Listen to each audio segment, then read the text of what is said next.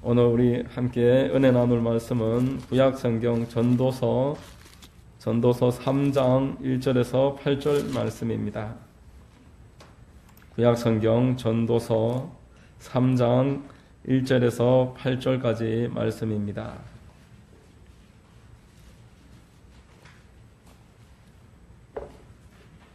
다 찾으신 줄로 알고 제가 봉독해 드리겠습니다. 범사에 기한이 있고 천하만사가 다 때가 있나니 날 때가 있고 죽을 때가 있으며 심을 때가 있고 심은 것을 뽑을 때가 있으며 죽일 때가 있고 치료할 때가 있으며 헐 때가 있고 세울 때가 있으며 울 때가 있고 웃을 때가 있으며 슬퍼할 때가 있고 춤출 때가 있으며 돌을 던져버릴 때가 있고 돌을 거둘 때가 있으며 안을 때가 있고 앉는 일을 멀리 할 때가 있으며 찾을 때가 있고 잃을 때가 있으며 지킬 때가 있고 버릴 때가 있으며 찢을 때가 있고 꿰맬 때가 있으며 잠잠할 때가 있고 말할 때가 있으며 사랑할 때가 있고 미워할 때가 있으며 전쟁할 때가 있고 평화할 때가 있느니라. 아멘.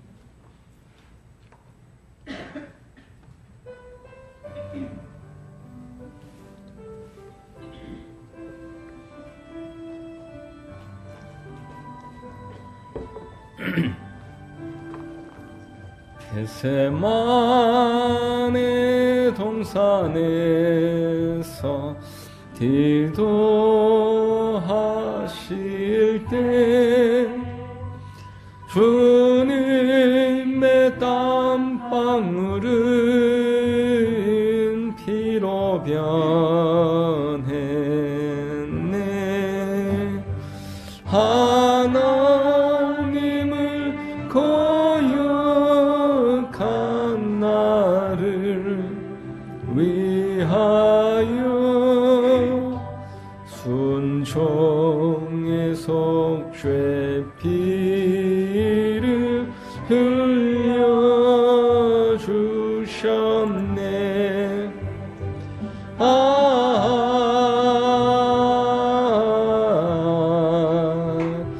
주의 사랑 깊고 크셔라.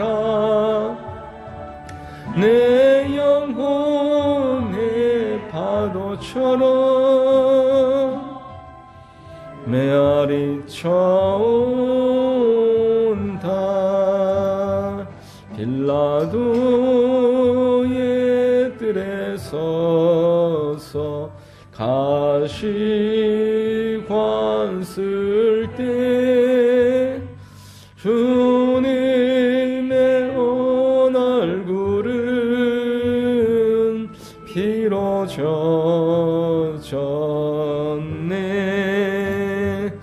오늘 유의 저주를 속하시려고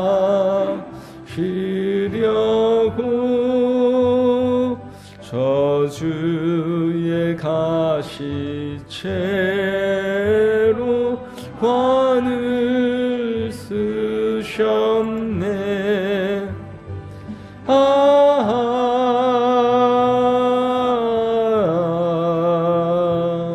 주의 사랑 깊고 크셔라. 내 영혼의 파도처럼 메아리 쳐온다. 빌라도의 군인들이 때린 채찍에 찢어 피로 물든 주님 등어리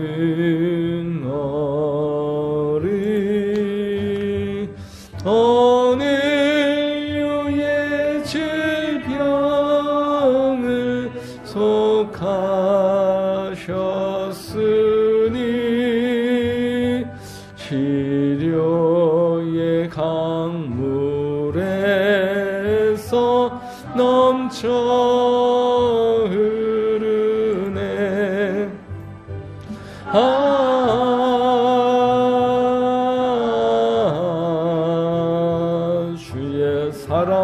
깊고 크셔라.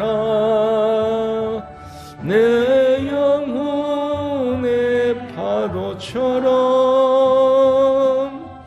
메아리 쳐온다. 골고다의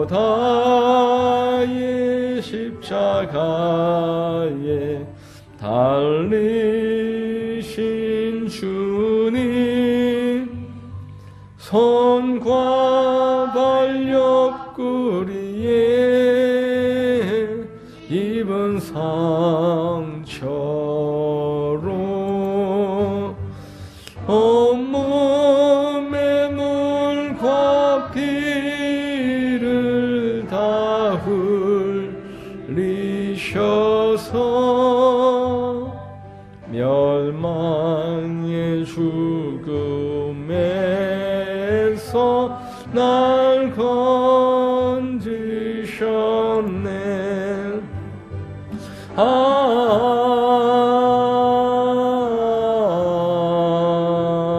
주의 사랑 깊고 크셔라.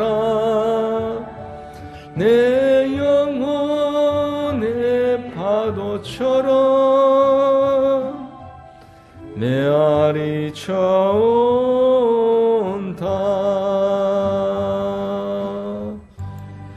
아멘.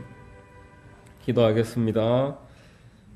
큰 은혜와 사랑의 하나님 아버지, 지난 한 주간도 우리를 인도하시고 지켜주시고 하나님 앞으로 달려나와 예배하며 하나님을 찬미하고 말씀과 기도로 큰 은혜 내려주시니 감사합니다.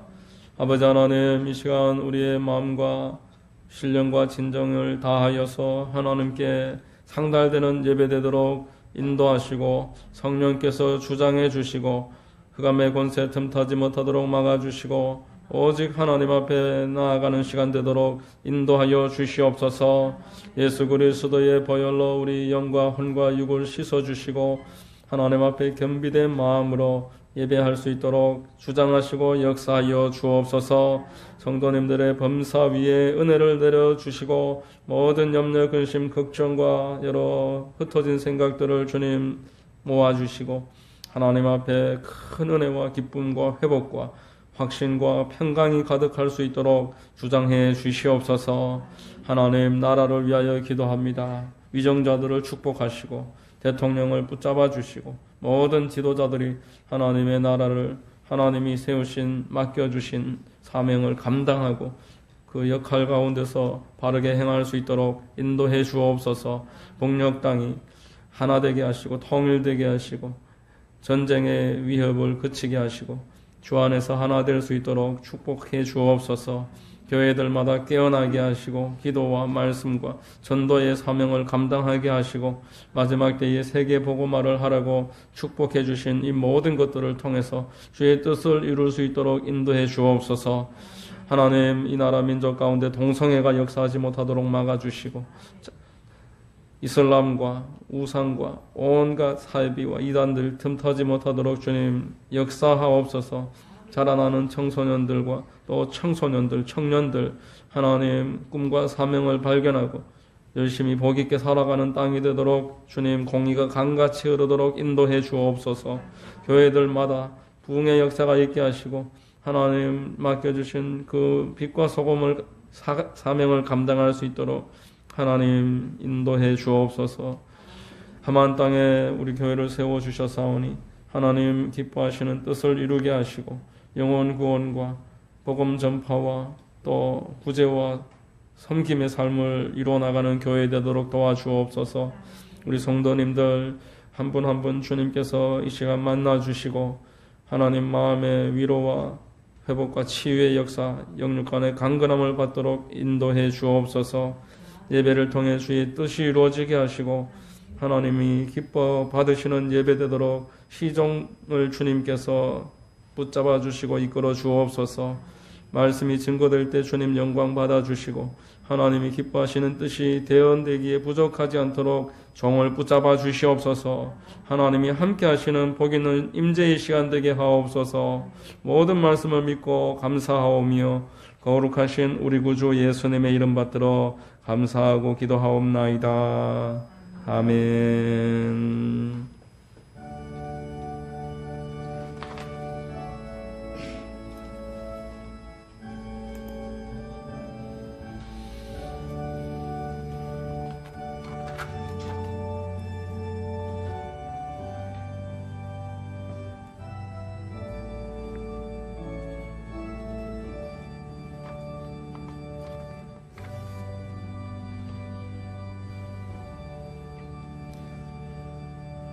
할렐루야. 주일 예배 나오신 여러분들 주님 이름으로 환영하고 축복합니다. 우리 저희 분들과 한번 인사하겠습니다. 참 잘 오셨습니다. 참 잘 오셨습니다. 만나서 반갑습니다. 저는 봉독해드린 전도서 3장 1절로 8절 말씀을 근거로 해서 만사는 때가 있다. 만사는 때가 있다라는 제목으로 하나님 말씀 전하겠습니다. 성령께서 여러분 모두에게 깨달음과 큰 은혜 더해 주시기를 바랍니다. 여러분, 만사는 때가 있습니다. 오늘 우리 읽은 본문에는 때라는 단어가 참 많이 나옵니다. 제가 이 때라는 단어를 하나하나 세알해 보다가 도중에 멈췄습니다. 절반도 안 읽었는데 때라는 단어가 10번 넘게 나오기 때문에 그냥 멈췄습니다. 너무 많아서. 자, 넌센스 퀴즈인데 이 때를 가장 좋아하는 사람이 누구겠습니까? 넌센스 퀴즈입니다. 목욕탕 주인이라고 합니다. 사람들이 때가 있어야지 목욕탕이 영업이 잘 되니까 목욕탕 주인이 이 때를 좋아합니다. 제가 지난 2주 동안 그 오후 예배 때 솔로몬에 관해서 1000번째 관해서 말씀을 나눴습니다. 솔로몬은 그 다윗이 바세바와 사이에서 불륜을 통해서 관계를 맺고 첫째 아들은 죽고 그 다음 두 번째 태어난 아들이 솔로몬입니다. 출신이 어찌 보면 좀 비천하고 왕이 될 만한 배경이 없는 사람입니다. 그러다 보니까 반대급부로서 하나님을 깊이 의지한 사람이었습니다. 그 하나님을 깊이 의지했던 솔로몬의 마음이 1000번째로 표현이 됐던 것입니다. 우리가 흔히 사람들의 전성기를 보면서 마냥 부러워합니다. 비교하면서 우울한 마음도 갖고 저 사람은 어찌 저렇게 잘할까 이런 마음을 갖습니다. 지난주는 월드컵 본선 진출 실패 연속이라고 해서 스포츠를 좋아하고 축구에 관심이 많은 사람들이 대단히 기뻐했습니다.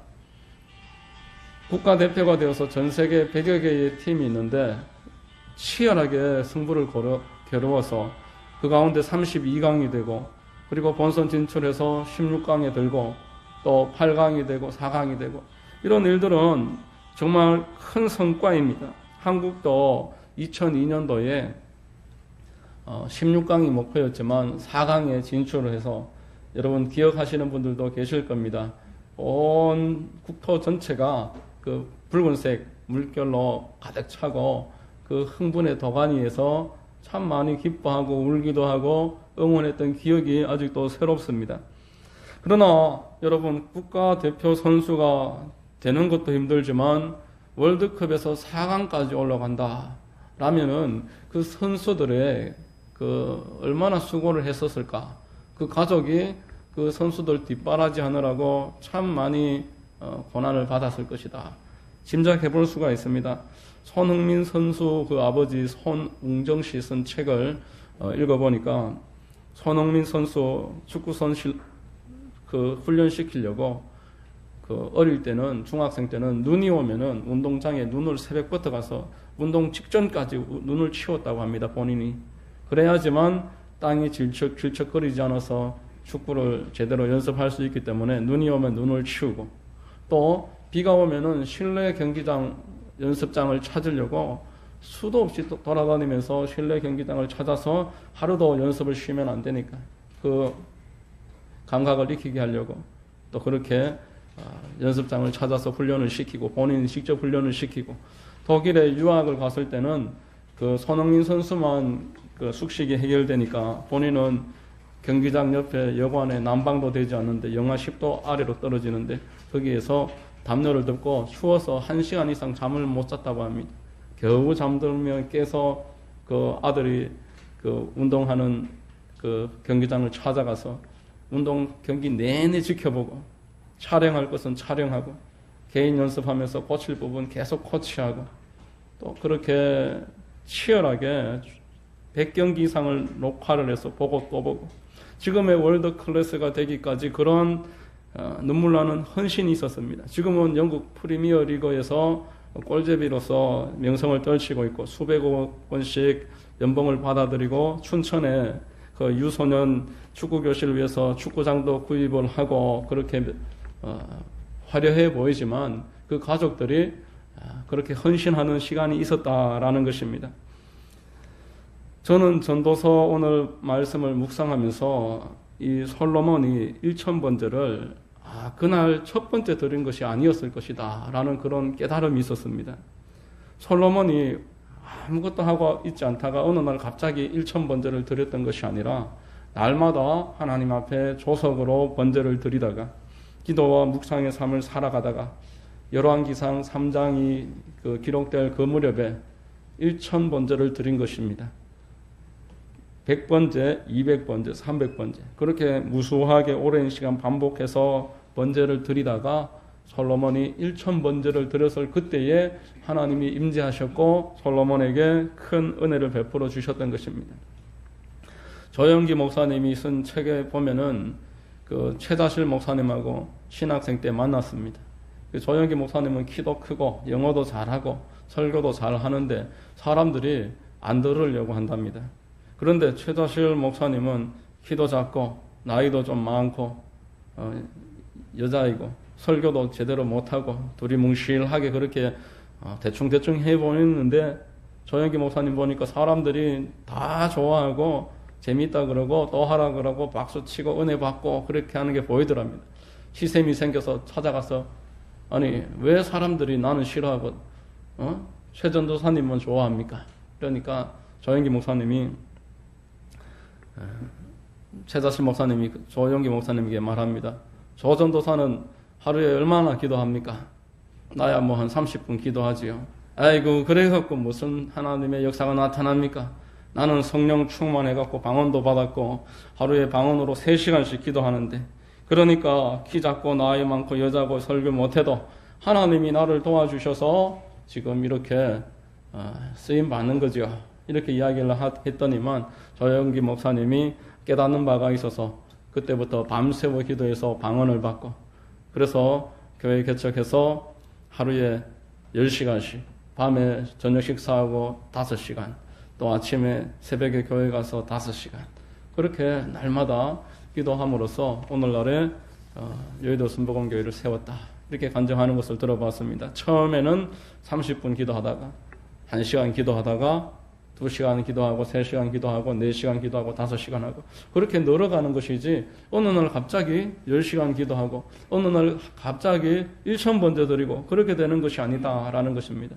솔로몬이 지혜의 대명사가 되기까지 전도서를 기록하고 잠언서를 기록하고 이 많은 지혜의 특별한 내용을 본인이 직접 기록하기까지 남다른 과정이 반드시 있었을 것이다. 축구 선수가 그런 과정이 있지만 우리가 모르고 지금 반짝 빛나는 것만 보는 것처럼 솔로몬도 1000번제에 하나님이 응답하신 것 그것만 보고 왜 우리는 응답하시지 않느냐 이렇게 생각하지만 그 솔로몬도 분명히 오랜 시간 하나님 앞에 기다리고 묵상하고 번제 드리는 그 지루해 보이는 과정이 반드시 있었을 것이다 생각을 해야 하는 것입니다. 솔로몬이 이런 과정을 통해서 하나님의 지혜를 받았는데 오늘 이 전도서 3장을 통해서 그 지혜의 내용이 무엇인지 우리 한번 살펴보자는 것입니다. 첫 번째, 솔로몬이 말하는 지혜는 조급함은 금물이다. 조급하게 결정하면은 망친다라는 것입니다. 본문 1절 말씀에 범사에 기한이 있고 천하만사가 다 때가 있나니 라고 말합니다. 이 범사는 모든 일을 말하는 것입니다. 천하만사도 같은 뜻입니다. 모든 천하만사의 일들에는 조급하게 군다고 되는 일이 없다라는 것입니다. 하나님이 일하시는 것을 바라보면서 그 때를 기다리면서 같이 움직일 줄 알아야 하는 것이 지혜의 첫 출발이 됩니다. 모세가 나이 40세에 그 동포들이 압제당하는 모습을 보고서 자기가 조급하게 행동했습니다. 하나님께 기도했다는 내용은 전혀 나오지 않고 그저 의분에 의해서 사람을 쳐서 죽였습니다. 그래서 그 경솔하게 했던 결과로 혹독한 고난을 겪어야만 했습니다. 무려 40년 동안 광야에서 나그네로 살았습니다. 출애굽기 22장 12절 그 말씀에 보면은 모세가 장성한 후에 한 번은 자기 형제들에게 나가서 그들이 고되게 노동하는 것을 보더니 어떤 애굽 사람이 한 히브리 사람 곧 자기 형제를 치는 것을 본지라 좌우를 살펴 사람이 없음을 보고 그 애굽 사람을 쳐 죽여 모래 속에 감추니라 라고 말합니다. 여기 좌우를 살폈다. 여기에 우리가 주목을 해야 됩니다. 여기에 의도하는 바가 있습니다.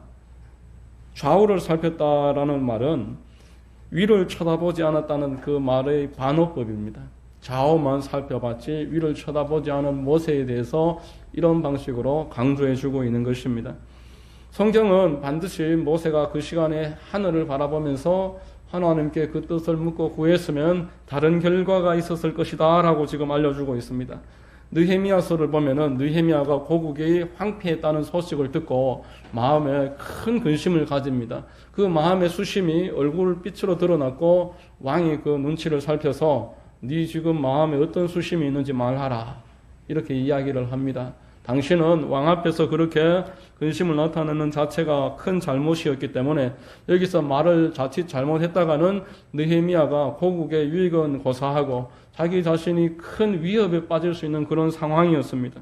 그런데 느헤미야는 모세처럼 좌우를 살피고 자기의 잔꾀를 그렇게 내세웠던 것이 아니라 하나님을 향해 머리를 들고 기도했습니다. 느헤미야서 2장 4절로 5절에 왕이 내게 이르시되 그러면 네가 무엇을 원하느냐 하시기로 내가 곧 하늘의 하나님께 묵도하고 왕에게 아뢰되 이렇게 이야기하고 있습니다. 모세와 확연한 차이가 있습니다. 모세는 좌우를 살폈다 이렇게 이야기하고 느헤미야는 그 짧은 순간에 하늘의 하나님께 묵도한 다음에 왕에게 이야기했다라는 것입니다. 여러분 절체절명의 순간입니다. 왕이 지금 네가 무엇을 원하느냐 묻고 있습니다.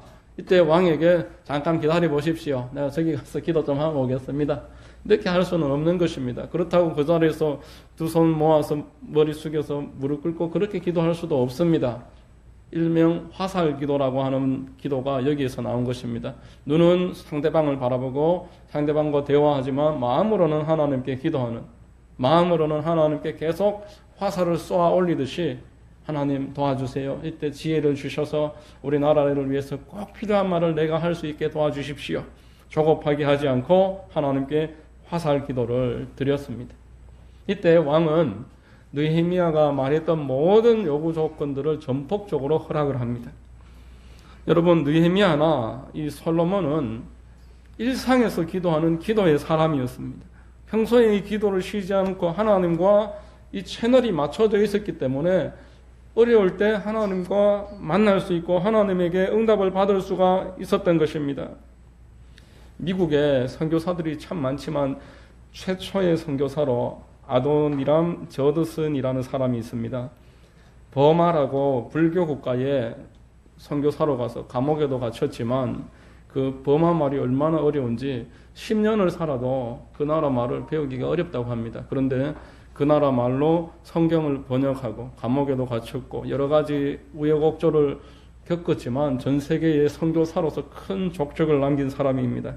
이 사람이 이렇게 말했습니다. 어떤 희생을 하더라도 기도는 유지하라. 기도를 놓치지 말라. 버마라는 곳에 최초의 선교사니까 그곳에 전혀 기독교의 기자도 없는 것이죠. 우리나라 한국에 1800년도 그때 선교사들이 땅에 발 디디는 족족 목이 잘렸던 것처럼 교회라고는 없는 곳, 예수라고는 성경이라고는 들어본 적도 없는 곳에 선교사로 가서 일생을 살면서 복음을 전파하고 성경을 번역을 하고 이 사역을 완수할 때까지 이 아도니람 저더스는 기도의 삶을 살았다라는 것입니다. 그와 같은 시대에 또 다른 중국 선교사로 우리가 잘 알고 있는 허드슨 테일러라는 사람은 이렇게 말했습니다. 무릎으로 일을 해라. 아주 유명한 기도의 표입니다. 무릎으로 그 사람을 변화시키고, 무릎으로 전도하고, 무릎으로 교회를 세우고, 무릎으로 내 앞에 있는 문제를 정면 돌파해서 이겨내라. 이게 허드슨 테일러가 세계에 퍼뜨렸던 기도의 중요한 표현입니다. 여러분, 어떤 희생을 할지라도 기도의 시간을 지키는 것이 내가 조급함으로 일을 망쳐버리지 않고 하나님의 손을 움직여서 나로 하여금 하나님의 일을 완수할 수 있도록 만들어주시는 비결입니다. 하나님이 받으시는 그런 헌신을 이루어내고 거기에서 열매를 얻으려면 반드시 무릎으로 일을 하는 사람이 되어야 한다는 것입니다. 여러분, 본문을 묵상을 하면서 만사가 때가 있다, 이 말이 참 깊다, 이런 생각을 해봤습니다. 여러분, 세상에서도 만사가 때가 있다 이런 말 많이 합니다. 그 코로나 시대에 SNS에서 사람들이 가장 많이 주고받았던 메시지가 있는데, 이 또한 지나가리라. 이 말이 많이 주고받았다고 합니다. 가장 많이 주고받았다고 합니다. 우리가 6.25도 거쳤고 IMF도 지났는 저력 있는 국민인데, 이 코로나 지나갈 것이다, 이 또한 지나갈 것이다, 이렇게 서로 격려하는 메시지가 참 많았습니다. 삼중고로 유명한 헬렌 켈러라는 그 유명한 사람이 이렇게 말했습니다. 세상은 고통으로 가득하지만 한편 그것을 이겨내는 일로도 가득 차 있다. 눈도 보이지 않고 귀도 들리지 않고, 그래서 말도 할 수 없어서 점자로서, 그리고 손의 감각으로서 세상과 소통함으로 하버드 대학을 수료하고, 그렇게 세계에서 모르는 사람이 없을 만한 그 헬렌 켈러가 이렇게 말을 했던 것입니다. 세상은 고통으로 가득하지만 한편 그것을 이겨내는 일로도 가득 차 있다. 여러분, 참 울림이 있는 말이 아닐 수 없습니다. 만사가 때가 있다. 그런데 성경적인 만사가 때가 있다는 세상에서 말하는 만사가 때가 있다와는 차이가 있습니다. 세상에서 만사가 때가 있다 이렇게 이야기하는 것은 시간이 약이다 이런 의미가 되겠지만, 단지 성경에서는 조급한 마음 없이 기다리기만 하라 이렇게 이야기하지는 않습니다. 시간만 지나가서 다 해결되면 얼마나 좋겠습니까? 그러면은 나이만 많으면은 모든 문제에 있어서 다 해결 방책이 있다는 의미가 되고, 시간만 지나면 다 예수님 믿고 구원받는다, 하나님이 우리가 시간만 보내고 있으면 모든 일을 해주시겠다 이렇게 이해할 수도 있는데, 그렇지 않습니다. 성경은 두 번째로 말씀을 주십니다. 2절에 날 때가 있고 죽을 때가 있으며 심을 때가 있고 심은 것을 뽑을 때가 있으며 라고 말합니다. 솔로몬이 이야기해주는 두 번째 지혜는 심은 것을 거둔다라는 것입니다. 하나님은 이 땅에 사람들에게 만사가 때가 있다라고 할 때에 조급하게 행동하지 말고 그냥 기다리라가 아니라 심은 것을 거둔다. 심지 않고 거두려고 하지 말아라. 그게 바로 조급하지 말라는 의미와 또 통하는 두 번째 지혜다라는 것입니다. 여러분, 사람들은 심은 것을 거둔다는 것을 믿고 살아갑니다. 농부들이 심은 것을 거둔다고 믿기 때문에 이른 새벽부터 부지런히 밭 갈고 씨를 뿌리는 것입니다. 운동선수들도 노력은 배신하지 않는다는 말씀을 믿고, 그리고 땀을 흘리면서 그렇게 피땀 흘리며 수고를 합니다. 세계적인 피아니스트이고 작곡가인 그 러시아가 낳은 세계적인 음악가 루빈스타인이 이렇게 말했습니다. 하루를 연습하지 않으면 나 자신이 알고, 이틀을 연습하지 않으면 친구들이 알고, 사흘째 연습하지 않으면 청중이 압니다. 이렇게 말했습니다. 영적인 일도 마찬가지입니다. 여러분, 영적인 일도 그저 이루어지지 않습니다. 말씀을 읽고 기도하고 예배드림으로써 씨가 심겨지고 싹이 트고 줄기가 자라서 열매 맺히듯이, 영적인 일도 하나님 말씀이 심겨지고 그 과정에서 그 척박한 곳을 개척하는 과정을 거친 다음에 믿음의 명문가로 자라갈 수가 있는 것입니다. 누가복음 2장에 보면 아기 예수가 태어났을 때에 두 사람이 그 아기 예수를 안고 예루살렘 성전에서 하나님을 찬미하는데, 시므온과 안나라는 선지자입니다. 이들은 평생 동안, 안나의 나이는 공개되어 있고 시므온은 나이가 공개되어 있지 않은데, 안나 나이는 84세, 결혼해서 7년 만에 그 남편을 잃고 그 이후로는 기도와 금식으로 경건하게 하나님의 그 약속만 기다리며 살던 선지자입니다. 그렇게 기다린 끝에 84세가 되었을 때 아기 예수를 안고 하나님께 찬미했다라고 말합니다. 여러분, 심고 거두는 법칙은 하나님이 세운 법칙입니다. 창세기 8장 22절에 땅이 있을 동안에는 심음과 거둠과 추위와 더위와 여름과 겨울과 낮과 밤이 쉬지 아니하리라. 여러분, 심고 거두게 하시는 분이 하나님이십니다. 기도해서 응답받게 하는 분도 하나님이신 것입니다. 성실하게 일을 했을 때 축복하시는 분 또한 하나님입니다. 믿음과 요행은 정반대의 말입니다. 마귀는 요행을 꿈꾸라고 합니다. 그저 될 것을 기대하면서 심고 거두는 법칙을 무시하게 합니다. 마귀가 예수님을 시험할 때에 이 돌을 가지고 떡을 만들라 그렇게 함으로써 요행을 가르친 것입니다. 높은 곳에서 뛰어내려서 천사가 네 발을 받침으로 사람들에게 칭송을 받게 되는 거예요. 요행인 것입니다. 나에게 절을 한번 하면은 이 천하 만사를 너에게 줄 것이다.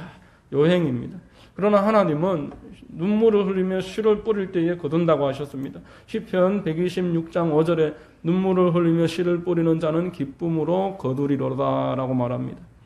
갈라디아서 6장 7절에 스스로 속이지 말라. 하나님은 업신여김을 받지 아니하시나니 사람이 무엇으로 심든지 그대로 거두리라. 심지 않고 거두려고 하는 것은 이 창조를 역행하는 사고방식으로서 하나님을 업신여기는 것, 하나님이 안 계신 것 마냥 행동하는 것이다 라는 것입니다. 여러분, 심고 거두는 것에는 큰 비밀이 있습니다. 심고 거두는 것은 사람의 영역이 아닙니다. 작은 것 하나 심어서 큰 나무가 될 때까지 많은 시간이 걸리지만 거기에서 평생토록 수십 년 동안 열매가 계속 맺히는 것을 보십시오. 이것은 사람이 할 수 있는 일이 아니지 않습니까? 우리가 작은 씨앗 하나 만들어낼 수가 없습니다. 심는다고 해서 하나님이 비를 내려주시고 햇빛을 비춰주시지 않고서 그 나무가 자랄 수도 없는 것입니다. 심고 거두는 것은 오로지 하나님의 영역이다 라는 것을 믿으시기 바랍니다. 우리가 자녀를 낳아서 키우고 이 자녀가 자라고 그 가정이 믿음으로 세워지기까지도 심고 거두는 법칙이 반드시 적용이 되는 것입니다. 심은 대로 거둔다는 말씀은 한편으로 대단히 두렵지만은 또 한편으로는 소망이 됩니다. 내가 지금까지는 심지 못했을지라도 오늘 이 순간부터 다시 심고 거두려고 마음을 정하고 노력을 하면은 모든 사람에게 시간은 공평하고 또 이 인생이 언제 끝나게 될지 그것은 서로가 알 수가 없기 때문에 모든 기회가 동일하다라고 마음으로 믿고 하나님을 바라보면서 의지하면서 살아갈 수 있는 것이 심고 거두는 법칙을 따르는 사람의 모습입니다. 여러분, 하나님께서는 당신이 만들어 놓으신 이 법칙을 따라서 일어나십니다. 그러므로 성도는 어떤 상황이 와도 낙심하지 않을 수 있습니다. 하나님께서 다시 기회를 준다라는 것을 믿고 이 상황에서 딛고 일어설 수 있습니다. 솔로몬이 준 세 번째 지혜는 어려운 시기일지라도 너무 낙담하지 말라라는 것입니다. 본문 4절 말씀에 울 때가 있고 웃을 때가 있으며 슬퍼할 때가 있고 춤출 때가 있으며 라고 말씀합니다. 진정한 치료자는 그 상처를 찢고 그 환부를 드러내는 것을 외면하지 않습니다. 덮어둔다고 해서 문제가 해결되지 않는다라는 것입니다. 썩은 부위는 도려내고 찢고 꿰매기를 주저하지 않고 이 모든 일들에 있어서 분명한 분별력을 가지고서 그 상처를 대하는 것이 참된 치료자입니다. 하나님이 성도들에게 고난을 주시는 것도 동일한 이유입니다. 결코 고난 자체가 목적일 수가 없습니다. 하나님은 고난을 통해서 여러분들을 향한 계획을 이루어 나가고 계십니다. 여러분, 내가 지금 주 안에서 고난을 겪고 있다면은 하나님이 나를 향한 지금 그 꿈과 계획을 이루고 계시다. 그 과정 가운데 있다라는 것을 결코 잊지 마시기를 바랍니다. 하나님이 나를 사랑하시는데 어떻게 고난 자체가 목적일 수 있을까? 이렇게 말하시기 바랍니다. 연탄과 다이아몬드는 둘 다 탄소 덩어리로서 원소가 동일합니다.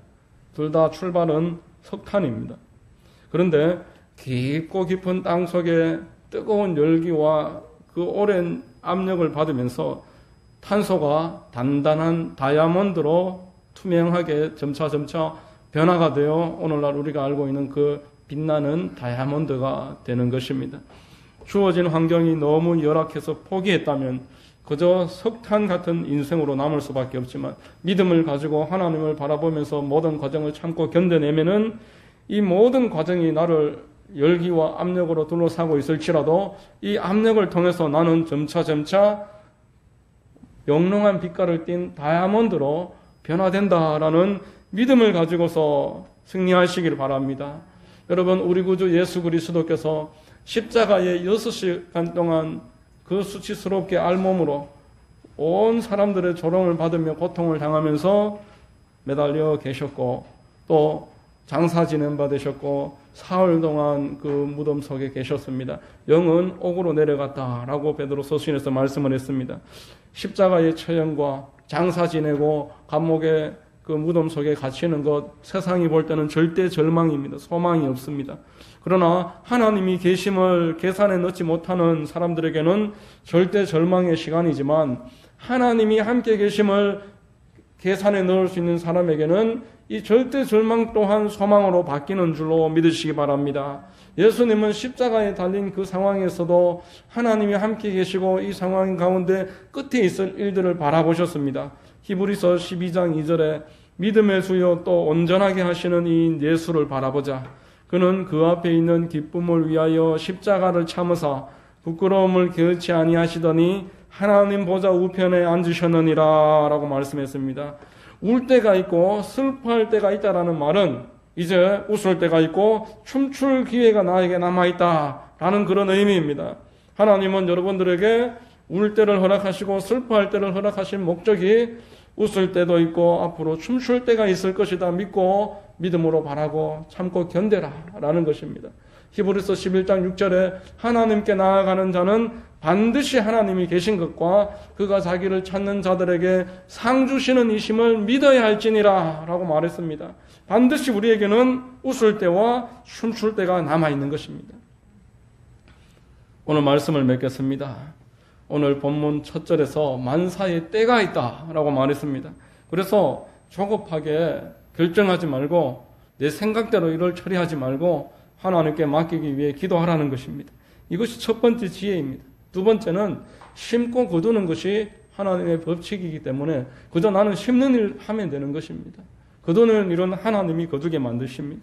이것이 솔로몬이 말하는 두 번째 지혜입니다. 세 번째는 이 어려움과 고난이 목적이 아닙니다.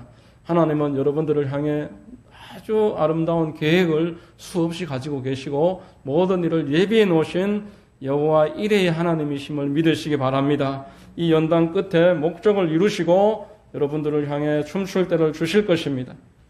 욥의 인내를 교훈 삼아 이겨내라 라고 야고보서 서신에서 말씀했습니다.